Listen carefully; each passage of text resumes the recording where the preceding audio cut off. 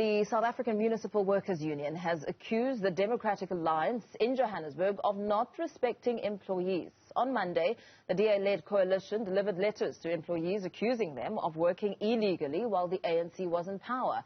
The letter warns that employees who agreed to their fixed-term contract being converted to permanent employment may have committed a crime. Joining me to discuss this further is spokesperson of the South African Municipal Workers Union, Karabo, Ramahuma, and on the line is Matshidiso Mfikoe, ANC councillor and former finance MMC of the city of Johannesburg. Very good morning to you, Karabo. Thank you so much for your time. You are up in arms over this move that could see 120 people out of work.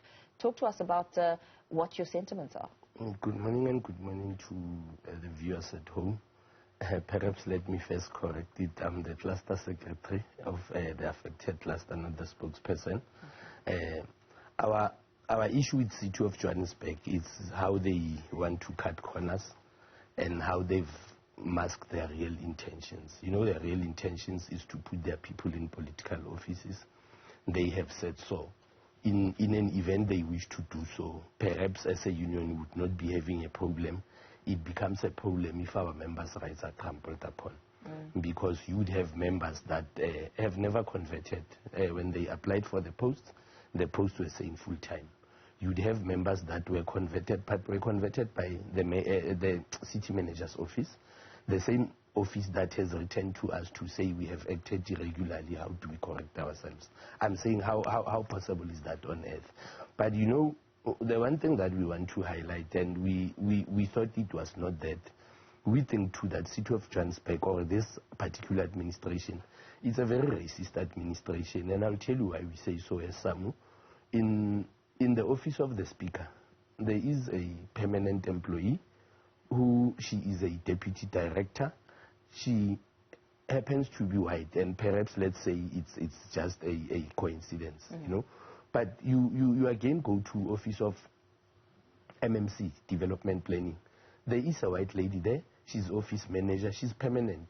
Among the 230 plus that are said to be harassed now, so many of them are lower than those positions. I mean, my understanding is that the Speaker's office is a political office, a highly politicized office for that matter. My understanding is that an MMC, it's just like they say, but why then is it that it's not a problem? And strange, you know, we must do our proper research. In mayor's office, there are permanent positions which are high. I think the executive mayor, Councillor Mpopalazi, including her MMC, has been very economical with the truth. The less spoken about the confusion created by the city manager, the acting city manager, the better, you know, because people would deliberately misrepresent what is happening. I'll give you an example. MMC Leonard says, no, the reason they sent those heavily armed K9 units to deliver these things to our members is because of the sensitivity of this thing. It can be sensitive when in a press briefing you have given it to journalists. It's a public document by now. You know, the issue was just to intimidate us, and we believe after having observed their behavior since the beginning of this fracas, especially on Monday, we believe that we are dealing with people who don't have a mandate of what needs to happen, because the things that they are saying, they are irrational. You'll swear there's somebody pushing them from behind. I mean, when you hear a city manager say this is not a labor issue, it's a mere compliance issue, you would see that we are in serious problem when a city manager cannot even sense. How do you say it's a mere compliance issue? I'd like to bring Matshidiso into the conversation. Matshidiso Mfikoe, former finance MMC of the city of Johannesburg. How do you see this? I mean, Karabo's been speaking a lot about some of the influential factors that may be behind this move, speaking about allegations of racism and also saying that there is more to this than meets the eye. What's your take? Thank you very much, and good morning to you and to Karabo, to your viewers at home. Look, I subscribe to some of the things that Karabo has said, and then for me, what is important also is a break of protocols of council. Firstly, this is a mayoral committee process and decision. I do not and in fact, it's illegal for council to review and rescind a decision of the mayoral committee that council itself did not approve. That's the thing for me, and I've raised it with the acting city manager in a conversation that we had during the week in a radio station. Number two, it is a labor issue. Because you are talking to employees, you are harassing employees who did not go to the HR department to sign themselves on and to pay themselves. So you are fighting with people that the city itself, it doesn't matter which mayoral committee. The fact of the matter is, council knows a mayoral committee, not a political mayoral committee. So any mayoral committee that takes over is a successor in law. So decisions that the mayoral committee have taken, they have to implement or themselves rescind, not take it to council to rescind. So this is council overreach. Where council does things that they did not agree on. For council to rescind the report, they must have approved that report themselves. As council, all 270 councillors should have approved that report. Then after some time, they come back and say, hey, Okaro made a mistake. Then they review and rescind that report. That is the second thing.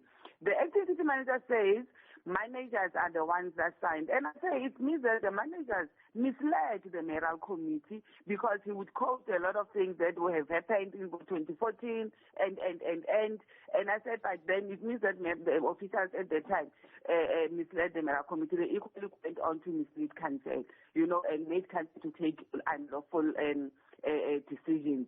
This is unfair dismissal. This is a racist dismissal. I agree with Karabo because you have MNCs who are posting on Twitter how they are happy, how they can survive without these two white people, how these white people are making their days successful and happy, But we have young and black women and men that are sitting outside frustrated, being intimidated by JNPD with guns. And they're saying it's security, it's not JNPD. We need JNPD and their security to protect the properties of the city. We had them running around, coming to all of you guys, journalists, with a woman that got into the Metro Center. But then they can take out security to run after innocent employees, which were called by HR to be given contracts. So this is unfair treatment. I do believe that there are things that, some people that are running behind pushing this thing. These people that are talking about, they are junior employees. And for information, when Pastor was the mayor, we did have lower structures in the offices of the MNCs who were permanent. Your ops manager, your admin, and your PA. They were permanent. So it's not something new that we see. Matshidiso, so I want Karabo to weigh in for the sake of time. If you'll allow me, please. There are some issues that Matshidiso speaks of here, speaking about the mayoral committee's role. Now, as far as I understand, Mayor Mpopalatse has been very thorough, saying these are irregular appointments, saying the unsigned conversion letter was adopted by the then mayoral committee. She says it was an unlawful gratification of employment, an unsigned conversion letter. It's unfortunate for Councillor Mpopalatse to say that and put it on our doorstep as organized labor. You see, what councillors do in council, we are not involved. We don't care. We are not Section 56 employees, 57 employees. We do not report to city manager and to council directly. So what they do there, and sometimes you'll even check what happens in council. Those people, they seem to bottled waters among themselves. We can't have them then being the ones deciding on the permanency or the otherwise irregularity of our employment. We are saying to the city of Johannesburg, if they have a suspicion that those conversions were irregular, there's a court of law. They can approach it. We are waiting. We'll meet them there. We don't think, and we are convinced that we are correct. They have no capacity to pronounce on any illegality on anything. Councillor Dr. Mpopalatse, she may be the mayor, but she's just the mayor. It does not give her, being a mayor does not enjoin with it powers of a court, for instance, to declare some action irregular. What if their action as council to even deal with issues of employees was in itself the most irregular thing? you'd hear politicians pronouncing about our contracts, our employment. And you know, at local government, it's not like at national and province. There is no this thing that you'd have politicians meddling staff. I hear that they say their staff politics. There's no political funding in local government. So what stuff are you talking about as an MMC when you say, DA must be honest with us to say, hey, organized labor, we want to put our people here who are card-carrying members so that when it's time for election, we can use these resources to also push our party things. Because if we put people that we are not sure, and especially some that we suspect that they may be belonging to another party, of course, that would be out. So the discomfort is nothing else but to, you know, this thing that they call cadre deployment. Yeah. If you check the first communique of the mayor on the internal cities website, it spoke very boldly and clearly that they want to remove these ANC people and put their people. Let me tell you, I happen to represent those people. SAMWU has assigned me there. You can't say if they are from any political party. They are different. And why I say so, because some of them I know as colleagues. You'd know that this one was in an office of an Al-Jama MMC, for instance. Even some people that we found in the city, some that we found that were hired during Herman Mashaba's time are involved. So I want to ask that if you happen to be employed at the City of Johannesburg and Karabo Ramahuma is the mayor, does it automatically make you a person of Karabo Ramahuma, a SAMWU person? Because that's the narrative that is being pushed, and it's not correct. Karabo, I'd like to bring in Matshidiso very quickly in closing, just to give us a sense of where to from now. I mean, you're clearly not happy, and you're not going to take this matter lying down. I'm not sure if Matshidiso heard me. Matshidiso, just to repeat the question very quickly, what's your next step? Okay, we appear to have lost Matshidiso Mfikoe. I'll perhaps pose it to you then. What happens now? We are waiting patiently for the City of Johannesburg. They will meet us in court. In the alternative, if they are still not sure if they want to go to court, should they continue harassing our members? Because now we have responded to them. Should they continue with these antics of theirs, we will also meet in the street. We don't intend to hold service delivery to residents of City of Johannesburg, but we too have rights as employees, and we can't allow the employer in an effort to please the voters to ensure that she stays in power, trampled on our rights. It would not work like that. We shall not allow it. We'll fight it with all the might that we have as SAMWU.